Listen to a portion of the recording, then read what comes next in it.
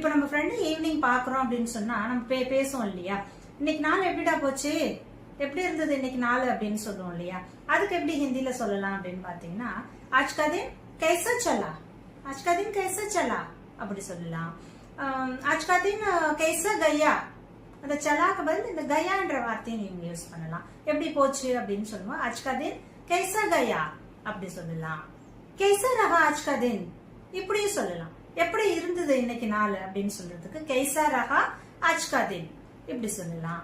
आज आपका दिन कैसा था, இன்னைக்கு உன்னுடைய நாள் எப்படி இருந்தது அப்படின்னு சொல்றதுக்கு आज आपका दिन कैसा था, அப்படி இல்லைன்னா आज तुम्हारा दिन कैसा था, உன்னுடைய நாள் எப்படி இருந்தது அப்படின்னு சொல்றதுக்கு துமாரா அப்படின்னு யூஸ் பண்ணலாம். கொஞ்சம் ரெஸ்பெக்டா நம்ம பேசுறோம், ஃப்ரெண்டுகிட்ட எப்பயும் ரெஸ்பெக்ட் கொடுக்க மாட்டோம்.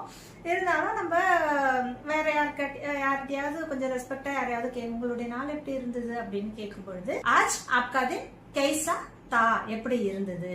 அதே நம்ம கேஷுவலா ஃப்ரெண்டு கிட்ட பேசுறோம் அப்படின்னா आज तुम्हारा दिन कैसा था, உன்னுடைய நாள் எப்படி இருந்தது அப்படின்னு சொல்லலாம். Follow Tamil EC Hindi for more spoken Hindi sentences.